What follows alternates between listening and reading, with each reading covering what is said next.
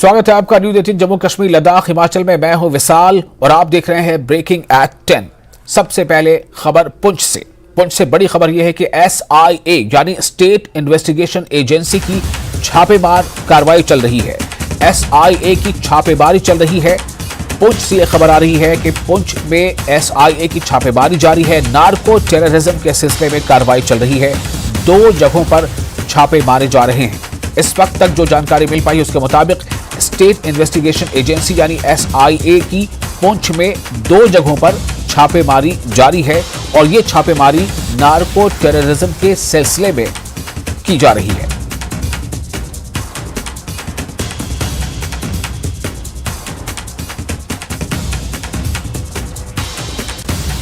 पुंछ से इस वक्त की बड़ी खबर। पुंछ जिले में SIA की छापेमारी, Jammu Kashmir state investigation agency की छापेमारी और ये छापेमारी हो रही है नार्को टेररिज्म के सिलसिले में। नार्को टेररिज्म से जुड़े कुछ लोगों के घरों पर यह कार्रवाई चल रही है और 2 जगहों पर छापेमारी की कार्रवाई जारी है।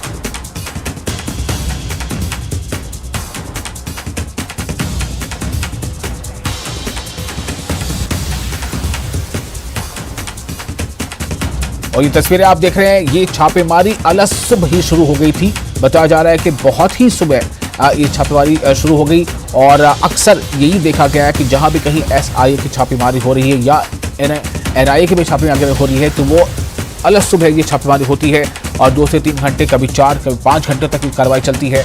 ये जो कार्रवाई छापेमारी की अभी जारी है, SIA की छापेमारी हो रही है पुंछ जिले में।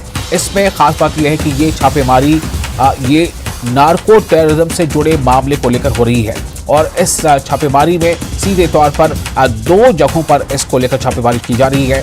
किन किन घरों पर छापेमारी हो रही है, जिनके घरों पर छापेमारी हो रही है उन पर किस तरह के इल्ज़ाम आए हैं, किस तरह की उनकी कनेक्टिविटी की बात सामने आई है, ऐसे तमाम सवालों के जवाब के लिए हम कोशिश करेंगे कि हमारे साथ हमारे नुमाइंदे जब जुड़ जाएंगे तो आपको हम बताएंगे कि क्या इसके अपडेट है।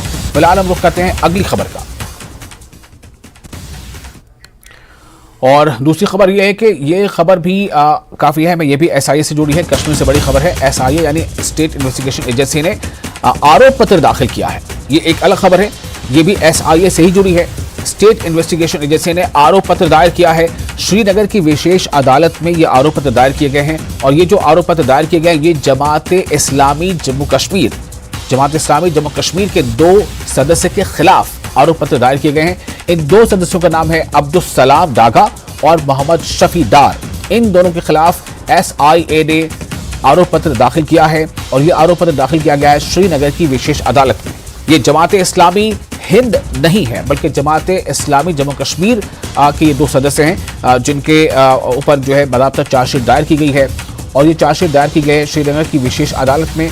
और इन दोनों के नाम, जिनके नाम चार्जशीट ये है जो आरोप पत्र दायर किए गए, इनके नाम हैं अब्दुल सलाम डागा और मोहम्मद शफी डार। इन दोनों के खिलाफ जो है आरोप पत्र दायर किए गए हैं और इन दोनों का ताल्लुक जमात इस्लामी जम्मू कश्मीर से है।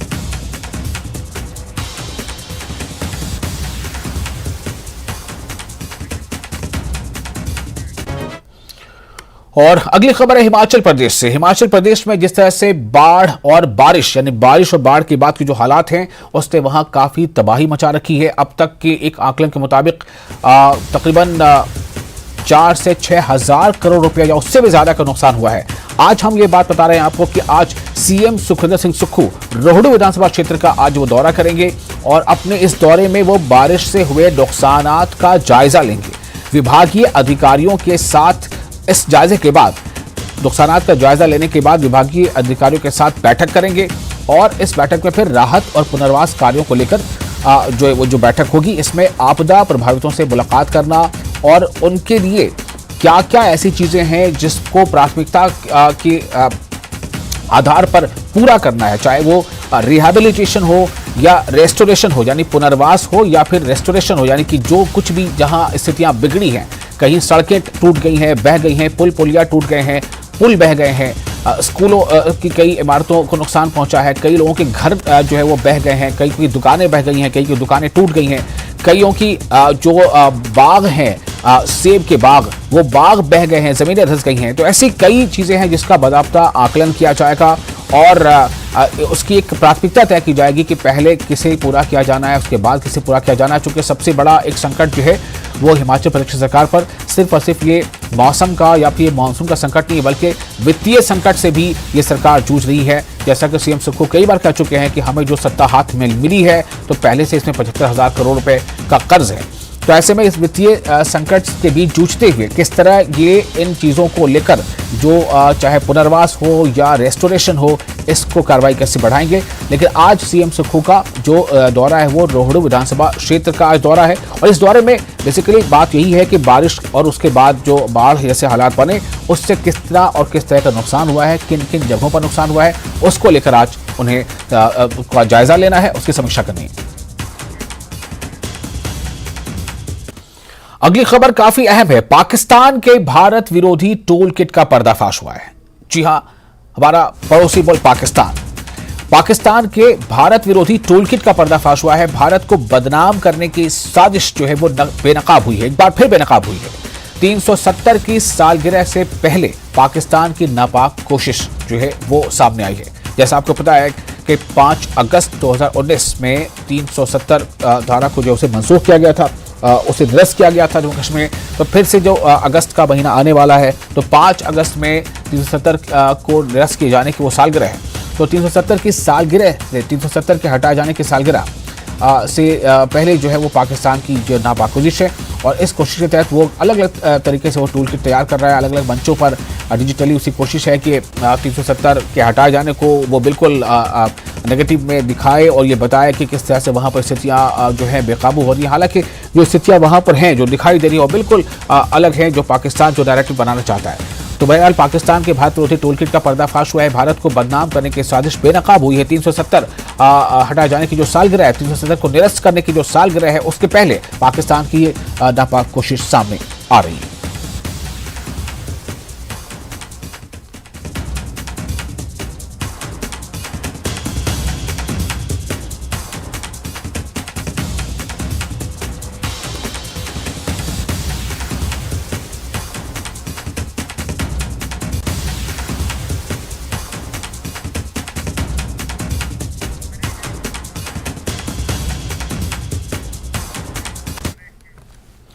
और ब्रेकिंग एट 10 में फिलहाल वक्त है एक छोटे से ब्रेक का। ब्रेक के बाद भी खबरों का सिलसिला जारी रहेगा।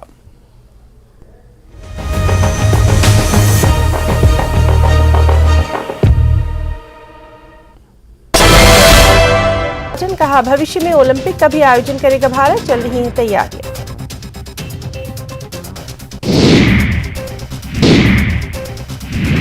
चंबा मिंजर मेले में बाहर के राज्यों से आए व्यापारियों ने लगाए स्टॉल्स। बार बार हो रही बारिश की वजह से व्यापारी निराश, भीड़ कम होने से इस बार व्यापारियों को नुकसान की आशंका।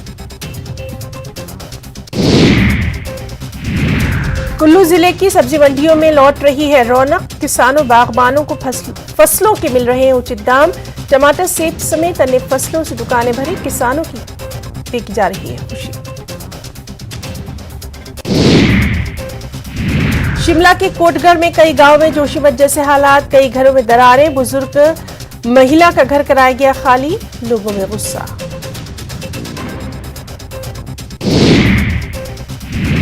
सोलन की मानव भारती निजी विश्वविद्यालय पर 46,000 फर्जी डिग्रियां बेचने का आरोप। ज्यादातर डिग्रियां यूपी और राजस्थान में बेची गई। एसआईटी ने अदालत में पेश की अंतिम अनुपूरक चालान।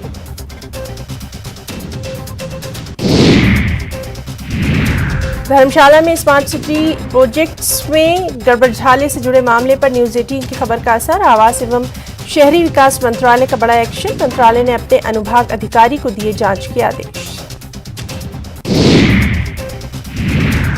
कांगड़ा में पौंग डैम झील से छोड़ा गया 55,000 क्यूसेक पानी। 1,390 है पौंग डैम में खतरे का निशान। विश्व स्तरीय स्वास्थ्य सेवाओं और सही देखभाल के लिए आज ही आएं SPS हॉस्पिटल लुधियाना।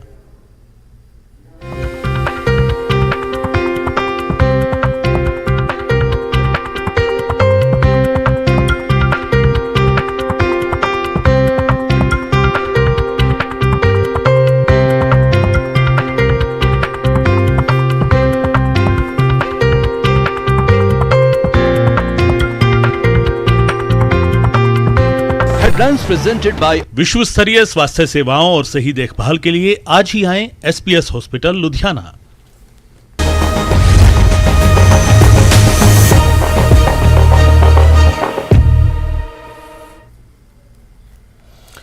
ब्रेक के बाद एक बार फिर आपका स्वागत है न्यूज 18 के पे। आप देख रहे हैं ब्रेकिंग एट 10।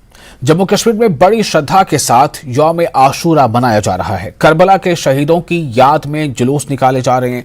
छोटे बड़े शहरों और कस्बों में ताजिया, अलम और जुलजना के जुलूस निकाले जा रहे हैं। आशूरा या मुहर्रम के 10वें दिन या यूं कह लें कि अरबी कैलेंडर के मुताबिक पहला महीना मुहर्रमुल हराम और इस पहले महीने जिसका नाम मुहर्रम है, इसकी 10वीं तारीख को पैगंबर मोहम्मद सल्लल्लाहु अलैहि वसल्लम के नवासे इमाम हुसैन की शहादत हुई थी। इमाम हुसैन के साथ उनके कई अनुयायी करबला के मैदान में शहीद हुए थे। उन्हीं की याद में मुहर्रम मनाया जाता है। उनकी जो कुर्बानी है उसे याद किया जाता है और इस बात पर तवज्जो दी जाती है कि दरअसल उन्होंने ये कुर्बानी क्यों दी। उन्होंने हक का साथ दिया, वो बातिल से उन्होंने मुंह मोड़ा, हक का साथ दिया और हक का साथ देने में उन्होंने अपनी जान भी कमाई, शहादत भी दी, न सिर्फ अपनी बल्कि अपने अहलो अयाल की। तो इस वाक़े को भी याद करते हुए यौम आशूरा काफ़ी अहम हो जाता है। हालांकि यौम आशूरा में इस्लामी तारीख की बहुत सारी और दूसरी वाक़यात भी रूनुमा हुए इस यौम आशूरा को। यौम आशूरा ही है जब ख़ास तौर से 10वीं को, 9वीं और 10वीं को या फिर 10वीं और 11वीं को मुसलमान रोज़े भी रखते हैं। तो ये काफ़ी कुछ इससे जुड़ा मामला है। लेकिन आज ख़ास तौर से ये जो करबला का वाक़या है उसे लोग याद करते हैं और उस अजीम मकसद को जो है उसे दोहराते हैं कि क्या मकसद था, उससे हमें पैगाम का मिलता। मुनीर हुसैन हुर्रा और आबिद हमारे दो रिपोर्टर हमारे साथ जुड़ चुके हैं। सीधी तौर पर हम चलेंगे उनके पास एक बारी बारी से। आबिद, मैं आपके पास आना चाहूंगा। हमें आप ये बताएं आबिद कि आप इस वक्त कहां पर मौजूद हैं और आज चूंकि यौम आशूरा है, मुहर्रम महीने की 10वीं तारीख है, तो किस तरह के आज वहां पर प्रोग्राम तरतीब दिए गए हैं, कहां जुलूस निकाले जा रहे हैं और किस तरह मैदान करबला का जो पैगाम है उस पर अमलावरी की किस तरह से उसे यकीन दहानी कराई जा रही है? जी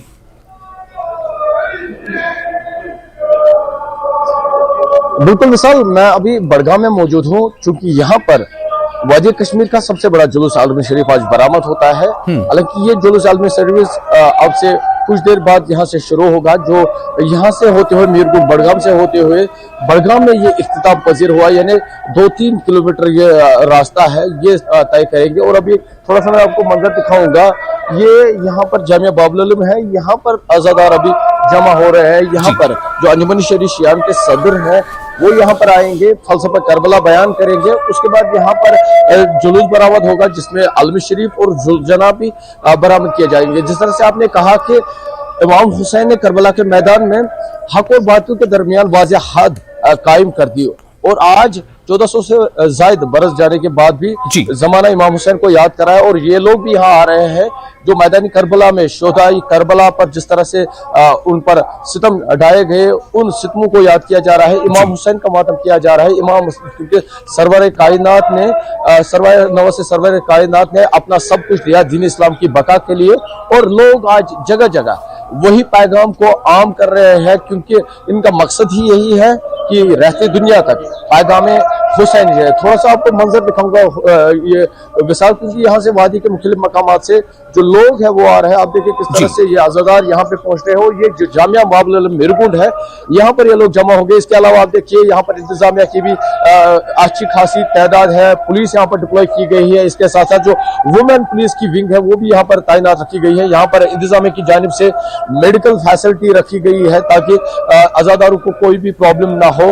और इस बीच हमने देखा कि सुबह सवेरे सड़कों को साफ किया गया और ताकि जो आज़ादार हैं उनके लिए रास्ते साफ हो, ट्रैफिक को डाइवर्ट किया गया। इंतजामिया पूरे कल से ही ऑन गो है और किसी भी तरह की कोई भी जो चीज है, कोई भी कमी है वो आज़ादारों को ना पहुंचे। मिसाल बिल्कुल जैसे मैंने आपको कहा कि ये मीरगुंड इलाका है, यहाँ पर जो जुलूस आलमी शरीफ है ये बरामद होगा, क्योंकि ये वादी का सबसे बड़ा जुलूस है। जिस तरह से आपको पता है कि वादी कश्मीर में बड़गाम शिया आबादी का एक मरकज माना जाता है और यहाँ पर काफी सारे लोग आते हैं, हजारों की तादाद में आज़ादार यहाँ से जुलूस निकालते हैं और फिर ये 1 बजे तक बीच ज़हरा डीसी ऑफिस बड़गाम के पास एक पार्क है, वहां पे कयाम करेंगे। वहां पे कयाम इसलिए करेंगे क्योंकि 1 बजे की जो नमाज है वो वहां पर अदा की जाएगी। उसके बाद वहां पर जो अंजुमन शरीफ शियान है वो फिर से वहां पर जो फलसफा करबला है वो बयान करेंगे, और उसके बाद जो जुलूस का सिलसिला है वो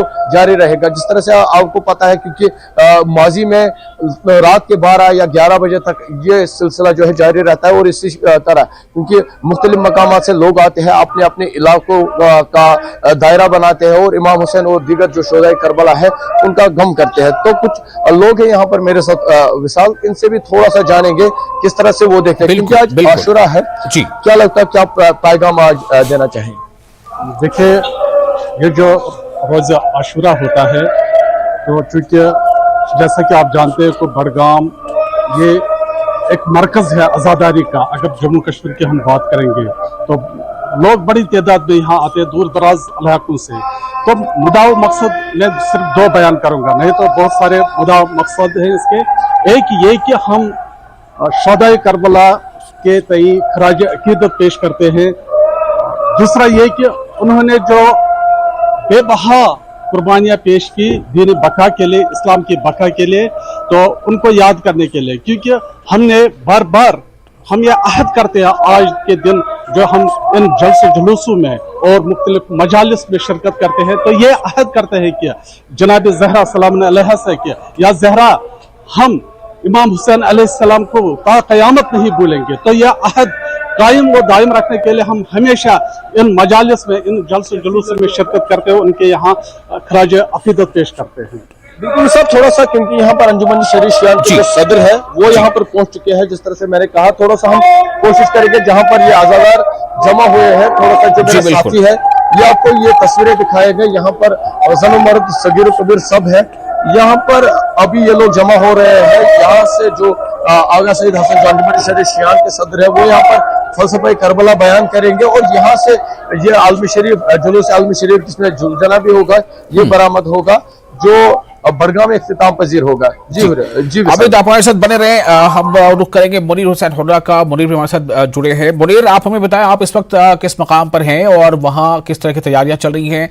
क्या जुलूस बरामद हो चुके हैं या होने वाले?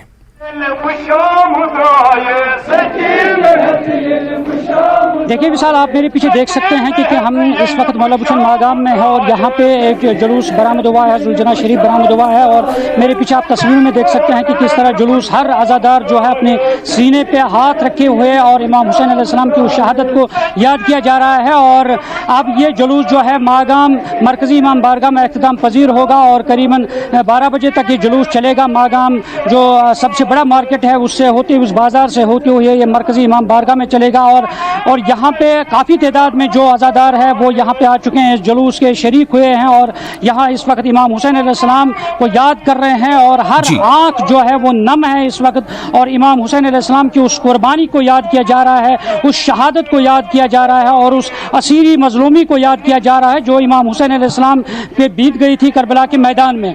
और दूसरा पहलू यह है कि ये अजीम कुर्बानी है, उस अजीम कुर्बानी से इस वक्त सड़कों पे आने का मकसद यही है, इमाम हुसैन अलैहिस्सलाम की उस कुर्बानी को दुनिया तक पहुंचाना है और दुनिया के हर कौम तक पहुंचाना है कि किस तरह इमाम हुसैन अलैहिस्सलाम की इंसानियत की सरबुलंदी और हक व सदाकत की सरबुलंदी के लिए इमाम हुसैन ने जो कुर्बानी पेश की है, उस कुर्बानी को आज याद किया जा रहा है और दुनिया के सामने लाया जा रहा है कि किस तरह हुसैन अलैहिस्सलाम और जो नवासे रसूल थे और किस तरह नवासे रसूल अलैहिस्सलाम ने अपनी कुर्बानी दी है। और मेरे पीछे आप देख सकते हैं ये शबी है, जुलजना है, और इमाम हुसैन अलैहिस्सलाम के पास जो जुलजना था और उसी जुलजना की शबी जो है वो बनाई जा रही है, निकाली जा रही है, उस जुलजना को निकाला जा रहा है। ये इमाम हुसैन अलैहिस्सलाम की शबी में जो ये तस्वीर आप मेरे पीछे देख सकते हैं, उन्हीं की शबी में ये तस्वीर दिखाई जा रही है कि किस तरह इमाम हुसैन अलैहिस्सलाम का जो जुलजना था वो कितना वफादार था और उस जुलजना ने भी करबला में अपनी जान निसावर की है इमाम हुसैन अलैहिस्सलाम के साथ साथ,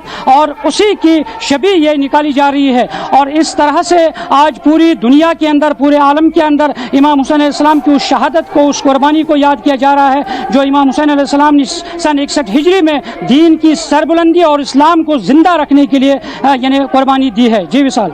जी मुनीर, जाहिर है उस अजीम कुर्बानी को याद करने का ये एक बेहतरीन जरिया हो सकता है और लगातार इसी कुर्बानी को याद करने के लिए और उस शहादत के वाक़े को जिस तरह से एक के बाद एक इमाम हुसैन और उनके अहलो अयाल जो है वो शहीद होते चले गए और उन पर जुल्म व जबर लगातार किया जाता रहा, लेकिन वो हक़ और सदाकत के उस इम्तहान में वो उससे बाज नहीं आ रहे थे। वो लगातार ये कोशिश कर रहे थे कि जो हक़ है, जो सदाकत है, जिधर सच है उस तरफ खड़े रहना।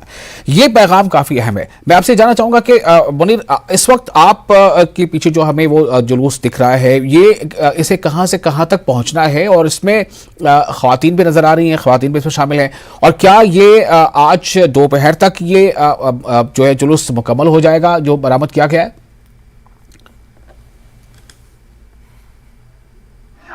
देखिए विशाल, अभी ये यहाँ मरकजी इमाम बारगाह जो मलबुछन है वहाँ से ये जुलझना बरामद हुआ है और अब ये इमाम बारगाह यागीपुरा मागाम करीबन 2-3 किलोमीटर की मसाफत है। उस 2-3 किलोमीटर की मसाफत पर ये जुलूस चलेगा और उसके बाद करीबन 12 बजे तक ये इख्तिताम पजीर होगा और उसके बाद जो बाकी इलाके हैं इस मागाम के इर्द गिर्द जो इलाके हैं वहाँ से दीगर जुलूस आज़ाद जो है वो बरामद होते हैं और वो जुलूस जो है मरकजी इमाम बारगाह जो है, तारीखी इमाम बारगाह जो है अहमदपुरा है, वो पट्टन यानी डिस्ट्रिक्ट बारामूला में वो मुंसलिक है वो इलाका, और वहाँ पे तमाम जितने भी करीबन 10-20 जो गाँवों के इलाकों के जुलूस है, जुलूस आज़ाद जो है वो वहाँ पे इख्तिताम पजीर होता है। वो शाम देर तक चलेगा वो, क्योंकि करीबन 6 बजे तक वो सिलसिला जारी रहेगा और आज दिन भर ये जारी रहेगा और 6 बजे के करीब जो करीबन 5-6 बजे के आसपास वहाँ जो शिया एसोसिएशन के सदर है मौलाना इमरान रज़ा अंसारी जो है वो वहाँ पे आएंगे और वहाँ पे खुद फलसफे शहादत पर रोशनी डालेंगे और उसके बाद शाम गरीबा की महफिल होगी, वो मजलिस होगी और वो मागाम में होगी और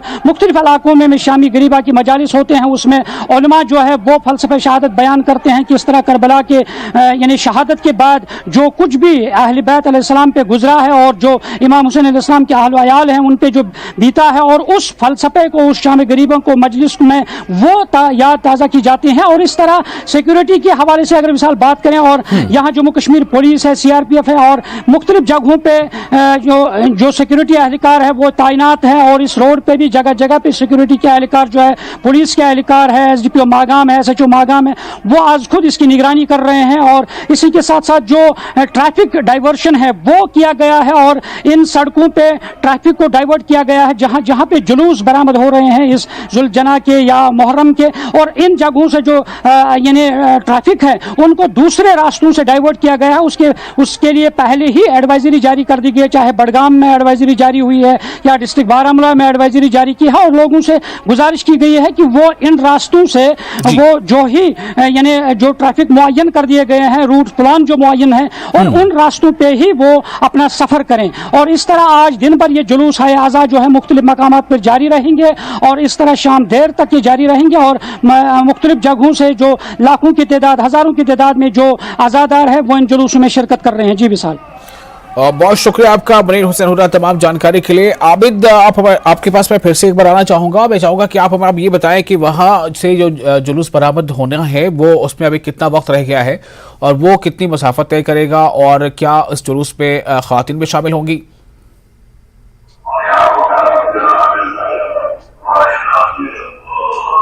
विशाल, बिल्कुल ये अब क्योंकि अंजुमन शरीफ शियान के जो सदर है वो यहाँ पर पहुंचे हैं, यहाँ पर तैयारी हो रही है।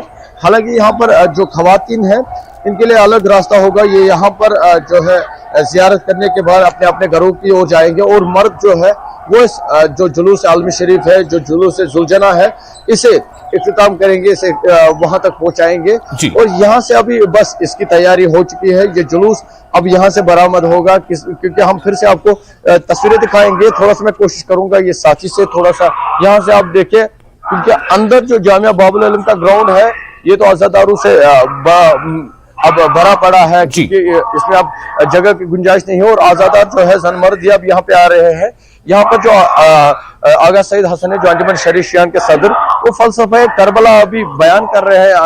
अंदर सीना जनी हो रही है, अंदर मरसिया खानी हो रही है और यहाँ पर जब ये अपना जो फलसफे करबला का जो बयान है ये इख्तिताम करेंगे, उसके बाद यहाँ से जुलूस बरामद होगा। हालांकि मैं आपको फिर से बता दूं, कुछ ही टाइम अब रह गया है, ये जुलूस यहाँ से बरामद होगा, क्योंकि अब यहाँ पर तैयारी भी मुकम्मल हो चुकी है। जिस तरह मैंने आपको पहले ही कहा, यहाँ पर इंतजामिया की भी पूरी तरह से तैयार है।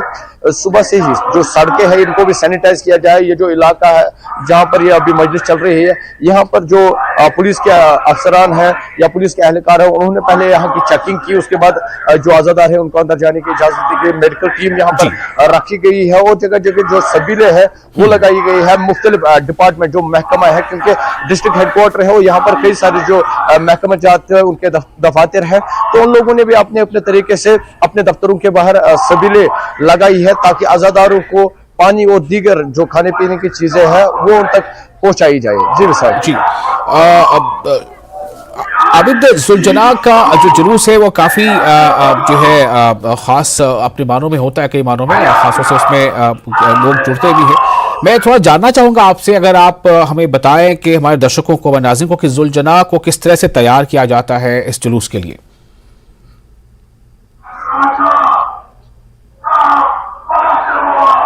जी बिल्कुल विशाल, जैसे कि आपको पता है, क्योंकि 61 हिजरी में मैदान करबला में जिस तरह से नवासे सरवर कायनात ने दीन इस्लाम की बका के लिए अपना सब कुछ दिया। हालांकि यजीद के सामने, उनके सामने दो रास्ते थे, या तो यजीद की बैत करना था या हक का साथ देना था। हुसैन ने हक का साथ दिया, और हक का साथ भी ऐसे दिया, अपने जो यारो अंसार थे वो दिए, वो कुर्बान किए दीन इस्लाम के लिए, यहाँ तक कि अपना सर भी उन्होंने दिया, मगर बातिल के सामने वो नहीं झुके। और आज यानी कि 1444 जो हिजरी है, इतने 100 बरस गुजर जाने के बाद भी जो हुसैनी पैगाम है वो दुनिया तक पहुंच रहा है, क्योंकि हुसैन ने तब ये वाज़ेह किया था, बातिल बातिल है, हक हक है। और यहाँ पर जो अलम शरीफ होता है, जैसे कि हमने कुछ दिन पहले स्टोरी चलाई थी, ये अलम वो अलम है जो मैदान करबला में हजरत इमाम हुसैन अलैहिस्सलाम के भाई हजरत अब्बास के ताबी थी। और लोग जो आजादार है, ये इसी अलम को अपनी मोहब्बत के जरिए सजाते हैं अपने घरों में। और जो ये जुल्फना है, क्योंकि इमाम हुसैन का आबिद का सिग्नल थोड़ा वीक हो रहा है, हम फिर से कोशिश करेंगे आबिद के पास चलने की। फिलहाल रुक करते हैं मुनीर हुसैन हुर्रा का। मुनीर, अब मैं आपके पास आना चाहूँगा, आबिद फ्रीज हो रहे हैं। मुनीर, ये जो जुलूस सुलझना जो है, इसकी क्या तारीख है, मुख्तसर थोड़ा बयान करें हमारे दर्शकों के लिए, और सुलझना को किस तरह तैयार किया जाता है।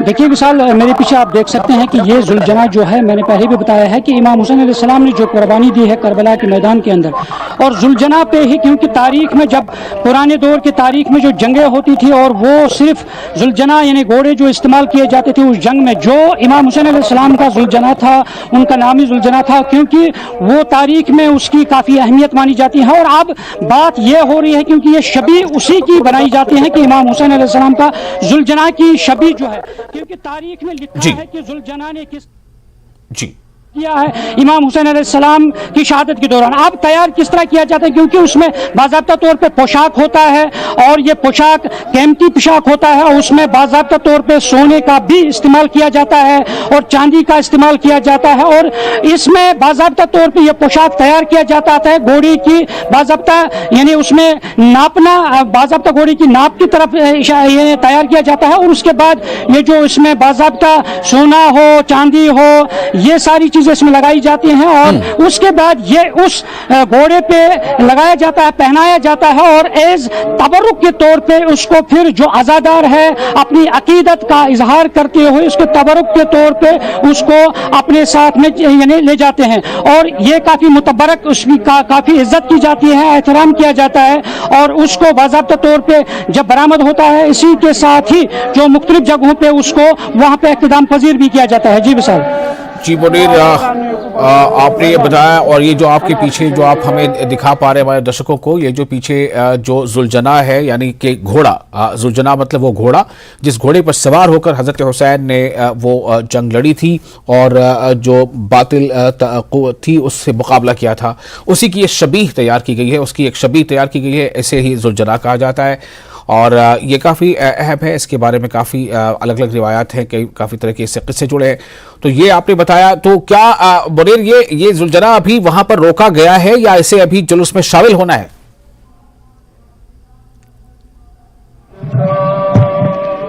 देखिए विशाल, ये जो सिस्टम होता है आज़ादारी का, क्योंकि उसमें जब लोग आज़ादारी के लिए निकलते हैं और मुख्तलिफ दायरों की शक्ल में निकलते हैं, मैं आपको कुछ तस्वीरें दिखाना हूँ क्योंकि ये जुलझना क्यों रुका हुआ है। और ये तस्वीर देखिए, यहाँ पे ये दायरा है और जो नवा खान है वो मुख्तलिफ तरीके से नवा करते हैं और उसमें बाज़ाब्ता दायरे की शक्ल में, और जब नवा खान नवा पढ़ता है और बाकी लोग जो है उसी वजन पे नवा को पढ़ते हैं और इमाम हुसैन अलैहिस्सलाम और शोहदाए करबला को पुरसा देते हैं, उस शहादत को याद किया जाता है। और इसीलिए ये जो दायरा है ये रुका हुआ है, इसमें करीबन 10-15 मिनट का वक्फा होता है, नवा खान नवा पढ़ता है और फिर ये नवा जब ख़त्म होता है और उसके बाद ये दायरा आगे बढ़ता है और उसके बाद फिर से ये नवा पढ़ा जाता है, अलग अलग नवा खान होते हैं। और इसीलिए यहाँ पे ये जो जुलझना है फिर उतनी देर तक ये यहाँ पे खड़ा किया जाता है और यानी जब ये नौहा का जो सिलसिला है वो जब ख़त्म होता है और उसके बाद ये दायरा आगे बढ़ता है और ये जुलूस जो है वो आगे बढ़ता है और उसके बाद ये कारवान जो है आगे बढ़ता जा रहा है। जी विशाल। जी मुनीर, बहुत शुक्रिया आपका, आप इसके साथ बने रहे। और आप यहाँ पे एक छोटा सा ब्रेक लेते हैं, ब्रेक के बाद फिर हम हाजिर होंगे तो हमारे साथ होंगे सरोज, वो भी हमें इस बारे में मज़ीद जानकारी देंगे। फिलहाल एक छोटा सा ब्रेक, जल्द हाजिर होते हैं।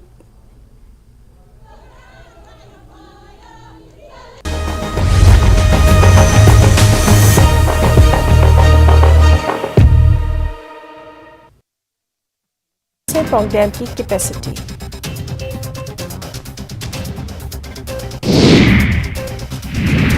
कुल्लू जिले की सब्जी मंडियों में लौट रही है रौनक, किसानों बागबानों को फसलों के मिल रहे हैं उचित दाम।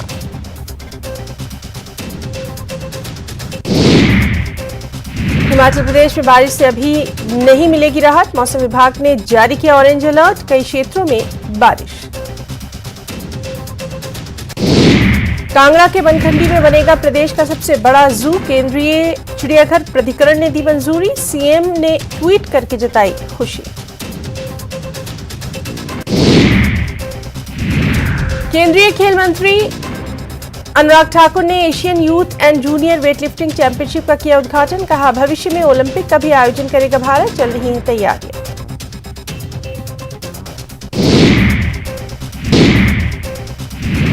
चंबा मिंजर मेले में बाहर के राज्यों से आए व्यापारियों ने लगाए स्टॉल्स, बार बार हो रही बारिश की वजह से व्यापारी निराश, भीड़ कम होने से इस बार व्यापारियों को नुकसान की आशंका। कुल्लू जिले की सब्जी मंडियों में लौट रही है रौनक, किसानों बागबानों को फसलों के मिल रहे हैं उचित दाम, टमाटर सेब समेत अन्य फसलों से दुकानें भरी, किसानों की देखी जा रही है खुशी।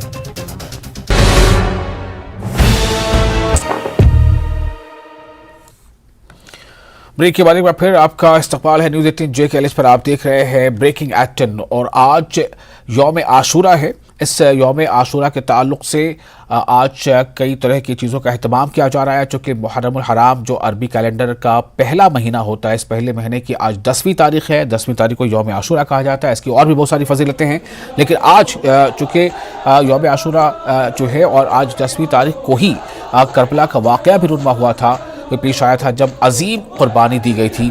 तो आज उसको लेकर जम्मू कश्मीर में कई जगहों पर जो है आज जुलूस निकाला जा रहा है और इसमें अलम का जुलूस है, जुलझना का जुलूस है। और इस जुलूस के ज़रिए से जो पैगाम था मैदान करबला में, कुर्बानी का जो पैगाम था, शहादत का जो पैगाम था, उसको समझने और उसके फ़लसफ़े को जानने की कोशिश हो रही है, उसे याद किया जा रहा है। हमारे साथ सरोज कफील जुड़ चुके हैं, हमारे संवाददाता। सरोज, आप हमें बताएं, आप इस वक्त किस मकाम पर हैं और वहाँ आपके आसपास आज इस यौम आशूरा के दिन किस तरह की गहमा गहमी है, किस तरह की तैयारियां हैं जुलूस को लेकर?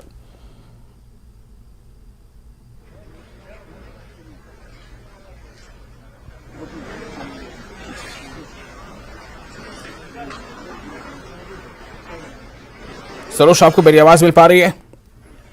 सरोज को हमारी आवाज़ नहीं मिल पा रही, हम कोशिश करेंगे फिर से सरोज के पास पहुंचने की। सरोज, आपको मेरी आवाज़ मिल रही है?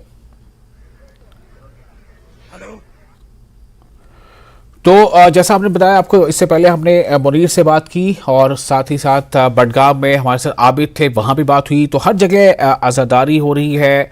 दरअसल तमाम का मकसद यही है कि जो मैदान करबला में जो अजीम कुर्बानी दी गई नवासे रसूल, और उनके अहल अयाल के जरिए उस कुर्बानी का मकसद क्या था, उस शहादत का मकसद क्या था, क्यों ये शहादतें दी, क्यों अपनी जानों का नजराना पेश किया, उसको समझने की लगातार ये कोशिशें होती है। हर साल इस खास मौके पर उस कुर्बानी को खास तौर से याद किया जाता है। वैसे तो हमेशा वो याद करने की चीज़ है, लेकिन उस कुर्बानी को खास तौर से याद किया जाता है और उसका असल मकसद जो है उसे जानने की कोशिश की जाती है, समझने की कोशिश की जाती है कि उससे पैगाम हमें क्या मिलता है। सरोज, आपको मेरी आवाज़ मिल पा रही है? मुनीर के पास फिर से वापस चलेंगे। मुनीर, हमें ये बताएं कि आज और किस तरह से यौम आशुरा को अलग अलग गोशों में किस तरह से इस पर अमलावरी होती है, किस तरह से इस दिन को देखा जाता है? जी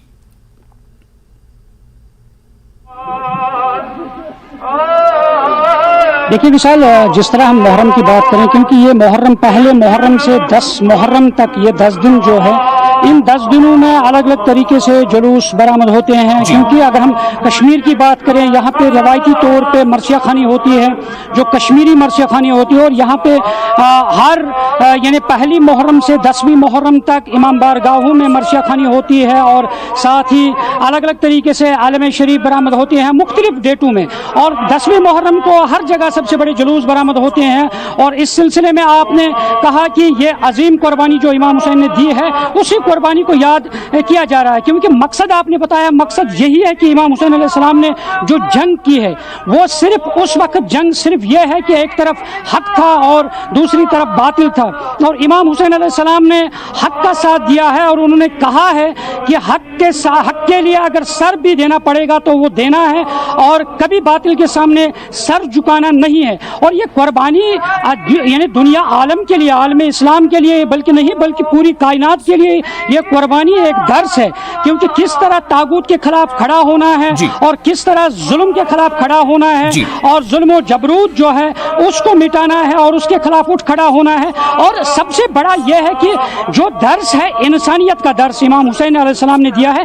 क्योंकि हर इंसान की जब इज्जत हो, हक और सदाकत के साथ रहे, यानी ईमानदारी के साथ रहे, ये इंसान जब इंसानियत जिंदा रहे, ईमानदारी, हक और सदाकत और सच्चाई जब इंसान के अंदर रहे, ये इमाम हुसैन ने पैगाम यही दिया है। क्योंकि शहादत से न सिर्फ शहादत से हुकूमतें बनाई जाती हैं, शहादत से किसी चीज पे कब्जा किया जाता है, गलबा किया, बल्कि नहीं, शहादत से ये पैगाम है कि किस तरह इंसान का वकार जो है, इंसान की इंसानियत जो है वो किस तरह बचानी है, और इंसान की इंसानियत को किस तरह यानी बुलंदियों तक पहुंचाना है, उसको कैसे इज्जत और वकार देना है। और वही इमाम हुसैन अलैहिस्सलाम ने कुर्बानी दी करबला के मैदान में, किस तरह सिखाया है कि हर मजहब हो, हर मसलक हो, किस तरह आपस में मजहबी हम आहंगी के साथ रहना, हर एक की इज्जत करना, हर धर्म की इज्जत करना, ये इमाम हुसैन अलैहिस्सलाम का पैगाम है।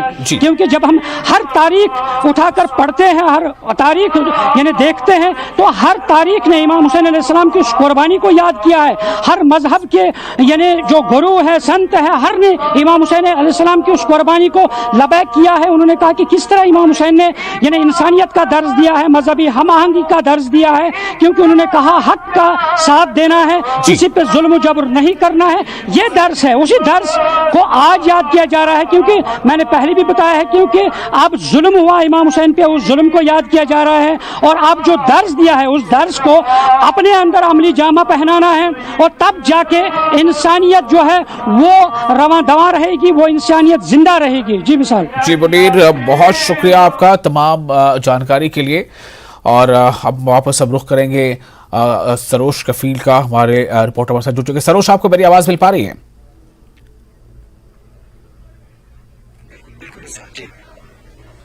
सरोज, मेरा सवाल यही है कि आज आप हमें बताएं कि आप किस मकाम पर हैं। अभी हमने आबिद से बात की, वहाँ के अहवाल जाने, मुनीर हुसैन हुर्रा से भी हमने बात की। हम आपके पास अब आ रहे हैं, हम ये जानना चाहते हैं कि आज यौम आशूरा है, आज 10वीं तारीख है मुहर्रम महीने की। आज वहाँ आप किस तरह की और गहमा गहमी देख रहे हैं? आज किस तरह की और जो जुलूस या फिर और दूसरे तरह के इबादत, क्या कुछ आज वहाँ हो रहे हैं?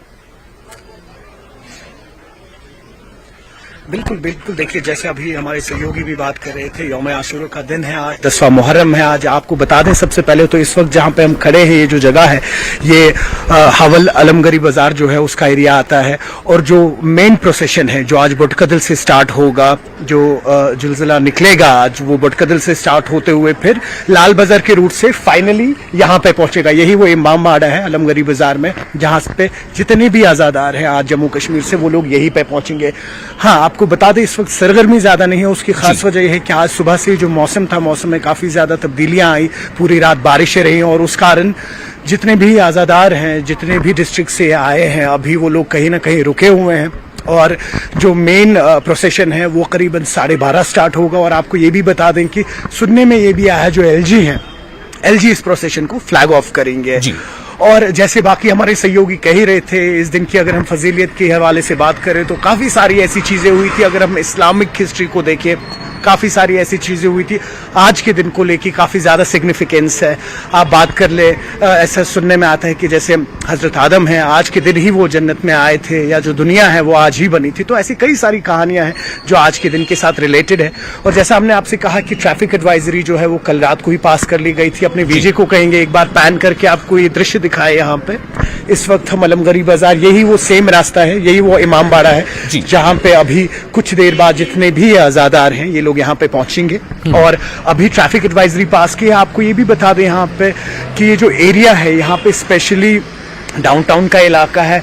यहाँ पे कुछ मेन हॉस्पिटल्स है, स्किम सौरा जो यहाँ पे हॉस्पिटल है, या डाउनटाउन जो है मेन हब है यहाँ पे। तो ट्रैफिक डाइवर्जन के लिए जो डॉक्टर अली जान रोड है वो आज अलॉट किया गया है, ताकि जो यहाँ पे ट्रैफिक मेस रहे उसको थोड़ा सा कंट्रोल किया जाए। और जैसा हमने अभी आपसे सुबह भी बात की थी, क्योंकि बारिशें काफ़ी ज़्यादा रही, उस वजह से कई सारी जगहों पे वाटर लॉगिंग हुई थी। लेकिन जो SMC है, कल रात को ही जो कमिश्नर हैं SMC के आमिर अख्तर, वो पर्सनली यहाँ पे आए थे, उन्होंने विजिट किया था। मोटर्स लगाए गए थे, पंप्स लगाए गए थे, ताकि जहाँ जहाँ पे भी वाटर क्लॉगिंग है उसको निकाल दिया जाए। उसके मजीद काफ़ी सारे ऐसे NGOs हैं स्टेट की तरफ से। अगर आप प्रिपरेशंस की बात कर ले, एम्बुलेंसेज जगह जगह पे रखी गई है। और जो लोकल बॉडीज हैं यहाँ की, या जो NGOs हैं, उन लोगों ने भी अपनी एम्बुलेंसेज रखी है यहाँ पे। पुलिस, ट्रैफिक, आर्मी की बात कर ले तो सब लोग इस वक्त तैनात है यहाँ पे। और जैसा हमने आपसे कहा, देरी इसलिए हुई क्योंकि मौसम खराब था। और कुछ ही देर बाद हम आपको बुटकदल के भी दृश्य दिखाएंगे, जहाँ से मेन जो ये जुलजिला है वो निकलेगा। और जितने भी लोग हैं वादी के, जितने भी आज़ादार हैं, वो लोग वहाँ से स्टार्ट करके लाल बाजार का रास्ता लेंगे, मिल स्टॉप का, और मिल स्टॉप से होते हुए हवल आते हुए वो इवेंचुअली अलमगरी बाजार के इमाम बाड़ा में पहुंचेंगे। जी विशाल जी, बहुत शुक्रिया आपका सरोज तमाम जानकारी के लिए। और इसके साथ ही हम ने जो आपको अलग अलग जगहों से ये तस्वीरें दिखाई हैं, किस तरह से आज ख़ास तौर से मैदान करबला के उस वाक़े को याद किया जा रहा है जो 61 हिजरी का वाक़या है, जो इराक़ के एक मकाम पर ऐसा ये जो खूनेज़ एक जंग हुई थी, जिसमें नवासे रसूल ने न सिर्फ अपनी बल्कि अपने अहलो अयाल की भी कुर्बानियाँ पेश की थी। और मकसद सिर्फ एक था कि तादाद कम है तो क्या फ़र्क पड़ता है, हम हक़ के साथ हैं, हम सदाकत के साथ हैं, हम जान दे सकते हैं लेकिन बातिल से हाथ नहीं मिला सकते। इसी मकसद को, इसी पैगाम को समझने की ख़ास तौर से इन दिनों में कोशिशें ज़्यादा होती हैं और उस कुर्बानी को याद किया जाता है कि किन हालात में कुर्बानी, वो अजीम कुर्बानी पेश की गई थी। और इसके साथ फिलहाल यहाँ पर एक छोटा सा ब्रेक लेते हैं, जल्द हाजिर होंगे।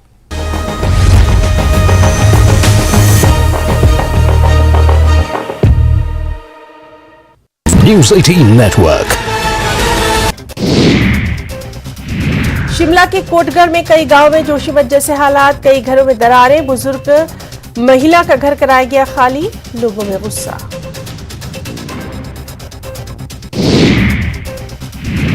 सोलन की मानव भारती निजी विश्वविद्यालय पर 46,000 फर्जी डिग्रियां बेचने का आरोप, ज्यादातर डिग्रियां यूपी और राजस्थान में बेची गई।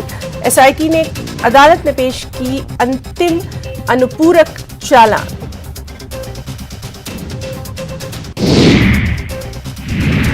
धर्मशाला में स्मार्ट सिटी प्रोजेक्ट्स में गड़बड़झाले से जुड़े मामले पर न्यूज 18 की खबर का असर, आवास एवं शहरी विकास मंत्रालय का बड़ा एक्शन, मंत्रालय ने अपने अनुभाग अधिकारी को दिए जांच के आदेश।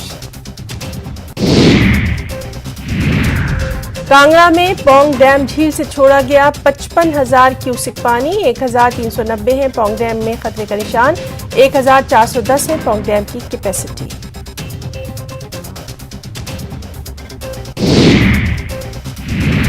कुल्लू जिले की सब्जी मंडियों में लौट रही है रौनक, किसानों बागबानों को फसलों के मिल रहे हैं उचित दाम।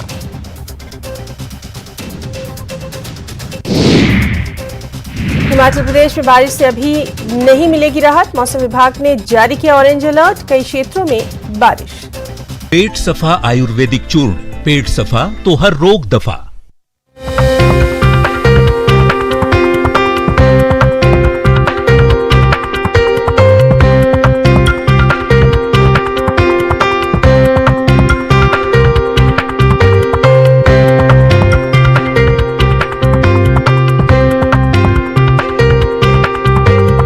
प्रेजेंटेड बाय पेट सफा आयुर्वेदिक चूर्ण, पेट सफा तो हर रोग दफा।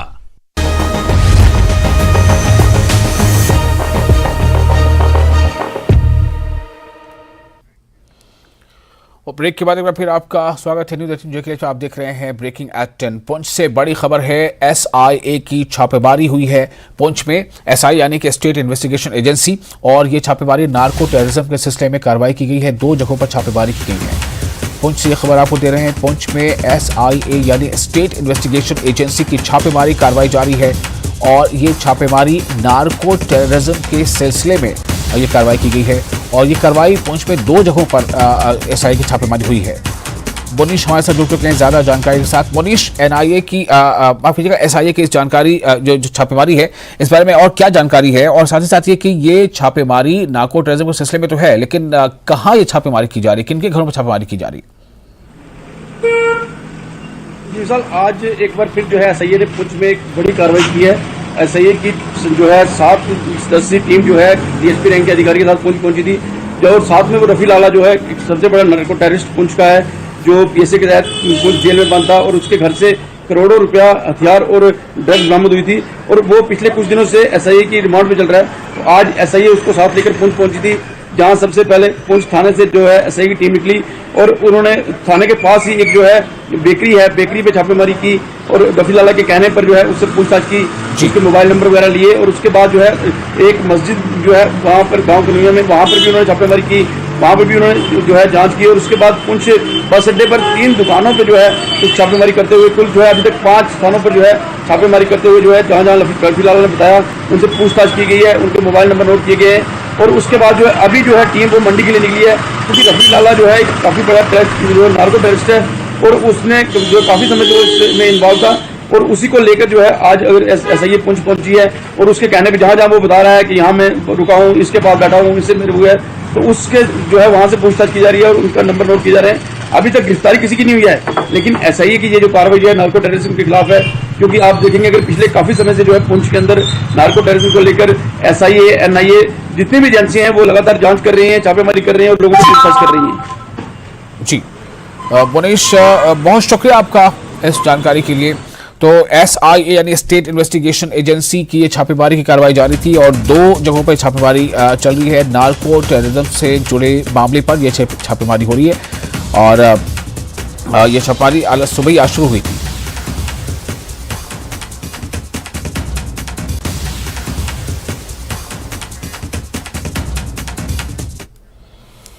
और एक और अहम खबर है, ये खबर है हिमाचल प्रदेश से।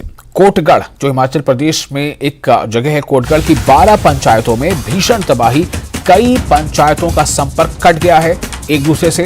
प्रभावितों के सामने एक बड़ा संकट है, छोटे बागवानों, कम जमीन वालों की परेशानियां बढ़ गई हैं। कोटगढ़ की 12 पंचायतों में भीषण तबाही हुई है, जिससे कई पंचायतों का संपर्क कट गया है। सैकड़ों बीघा जमीन पर खड़े सेब के बागीचे मलबे में तब्दील हो गए हैं। कई नाला, नहरी नाला, मरनी नाला, जैल्ठा नाला और कचौटी खड्ड में आई बाढ़ ने तबाही मचाई है। छोटे बागवानों और कम जमीन वालों की परेशानियां ज्यादा बढ़ गई हैं। कई घर खाली करा लिए गए। शिमला जिले के कोटगढ़ क्षेत्र में है और खनेटी पंचायत में हम हैं, और यहाँ पर तबाही का मंजर क्या है जरा इन तस्वीरों से देखिए।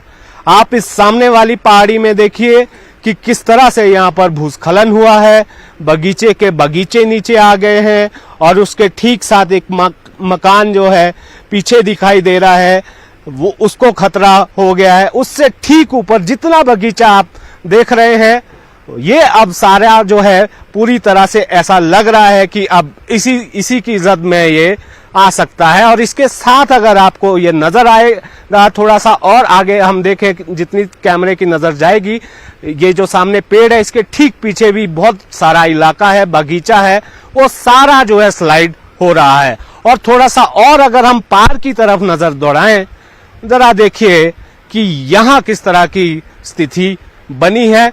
कुछ स्थानीय लोग हमारे साथ हैं, उनसे जानते हैं कि एक इलाका कौन कौन सा है और कहाँ कितना नुकसान हुआ है, और जिस क्षेत्र में अभी हम हैं यहाँ आसपास के इलाके में जानी नुकसान भी हुआ है। जहाँ तक नुकसान की बात कर रहे हैं, ये सामने मरनी है, मरनी में हमारे सार्थक का 4 बीघे का बगीचा नीचे आ गया। ऊपर वाइस प्रधान का घर है जो हमारी पंचायत का है, शिशुपाल जी, उनके बगीचे को बहुत खतरा है। उधर सुंदर धर्म का बगीचा नीचे आ चुका है। और इधर राइट साइड में आपके नेक राम जी है, मस्त राम जी है, और हमारे सीपी धर्मा है, चंद्रलाल धर्मा है, और राजेश धर्मा है, उनके सारे के सारे बगीचे ढह चुके हैं। और सामने ये जैलठी गांव है, जैलठी गांव में वहाँ पर एक ब्रिजलाल का घर है, वो यहाँ पर पूरे परिवार सहित रहते थे, लेकिन हरी छत के ऊपर इसके ऊपर, लेकिन इसको खाली किया। उनकी गाय तो इसमें ही दब के मर गई थी, और वो गांव में इस घर को पहले ही छोड़ चुके थे। उसके अलावा एक घर पार है यहाँ पर कचोटी में, स्वर्गीय श्री रघुराम जी का, वहाँ भी स्लाइड घर के अंदर से आया और गाय गुए दब गई और खुद निकल गए। बहुत सारा नुकसान है, दोनों तरफ से सड़कें बंद है। और थोड़ा सा आगे चलो। हाँ जी जी। और बाकी आप रुकिए जी। तो इस तरह का ये चारों तरफ नुकसान है, सड़कें ढह चुकी हैं, लोगों की नाशपती, टाइटमैन, एप्रिकॉट, सारे बाग बगीचे यहीं बाग में ही सड़ रहे हैं, क्योंकि अप्रोच कोई है नहीं है। और राशन लोकल जो यहाँ पर मार्केट है उसमें खत्म हो चुकी है, क्योंकि यहाँ की मार्केट अगर राइट साइड में कोटगढ़ 10 किलोमीटर है, उधर ओडी 10 किलोमीटर है, पैदल जाना पड़ता है, और स्लाइडिंग हो रही है, लोग इतना रिस्क उठा नहीं पा रहे हैं। ये जो सड़क है, ये मुझे बताया, कुछ लोग मुझे बता रहे थे कि ये जो है पहली हॉर्टिकल्चर रोड ये थी। ये वाइस परमार ने मेरे ख्याल 97 वर्ल्ड बैंक एडेड प्रोजेक्ट था जो पहला सैंक्शन हुआ था। तो ये ओडी बिथल रोड है, अब ये मेजर डिस्ट्रिक्ट रोड है। तो बड़ी हैरानी की बात है, इसकी मेंटेनेंस होती नहीं जैसे होनी चाहिए। कलवर्ट सारे बंद है, नालियां को चैनलाइज किया नहीं जा रहा है। तो इस तरह का जो फ्लैश फ्लड था जहाँ की आप बात कर रहे हैं, तो ये फ्लैश फ्लड एक बार 10 तारीख को आया, अगेन 20 तारीख को और ज्यादा उसका नुकसान बढ़ गया। आप यहाँ के लोकल हैं, जरा ये बताएं कि कितना एरिया जो बागीचा है, जो खड़ी फसल थी, वो अब मलबे में बदल गया है, और कितनी पंचायतें, कितने लोग प्रभावित हैं? मुझे लगता है ये यहाँ पर लगभग ये वो है, मधावनी से इधर 12 पंचायतें ऑलमोस्ट सारी अफेक्टेड है, और इसी पर्टिकुलर रोड से जुड़ी हुई है। जहाँ तक बगीचे की बात है, बगीचा मुझे लगता है 100-150 बगीचा वॉश्ड हो कम्प्लीटली हो गया, 100-150 बीघा। इसके अलावा जो उसके ऊपर का एरिया है, आसपास का एरिया, वो भी खतरे में। तो अब बगीचे में तो लोग जा नहीं पा रहे, क्योंकि जो रास्ते हैं लोकल वो तो बंद है। क्या मैं ये सही कह रहा था कि जो यहाँ से तस्वीर नजर आ रही है कि अब तो ऐसा लगता है कि ऊपर तक, पहाड़ी के ऊपर तक अगर हम देखें, ये पूरा जद में है इसके। जब में आप देखो वहाँ लाइन पड़ी है, बिल्कुल वहाँ जमीन बैठ चुकी है। ये सुंदर धर्मा के बगीचे के ऊपर वहाँ पर लाइन है, और ये बिल्कुल कभी भी आ सकता है अगर इस तरह की जैसे वर्षा हो रही है, जैसे रात को भी हुई 3 बजे के बाद। गाँव के लोग सोते नहीं है, और सारे टॉर्च इधर उधर घूमते, बहुत बुरा हाल है। पीने का पानी नहीं है यहाँ पर। अच्छा, सो नहीं रहे लोग, सो नहीं रहे, कैसे सोएंगे? सारा तो कहीं स्लाइडिंग हो रही है, आसपास छोटे मोटे स्लाइड तो बहुत है, जो कि नेट जो एंटी हेल नेट है, इसकी वजह से दिखता नहीं है। पीने का पानी है नहीं है, बहुत बुरा हाल है। और सबसे पहले तो मैं न्यूज 18 का धन्यवाद करता हूं। रणवीर जी, आपका भी स्वागत। ये हमारी ड्यूटी है, हमारे इसमें आए, फर्स्ट टाइम आए। मैं सबसे पहले तो ये बताता हूं कि हमारे यहाँ कुमारसैन तहसील के अंदर जो इस टाइम आपदा आ पड़ी है, कुमारसैन तहसील की जो 2 पंचायतें हैं, मधावनी और कन्हार पंचायत, मेरा ख्याल है ये सबसे बड़ी आपदा में है इस टाइम। और आप देख ही रहे, आपको कुछ जगह हमने बताया भी है कि यहां कितना नुकसान हो चुका है। जो हमारा बिथल टू ओडी हॉल्टी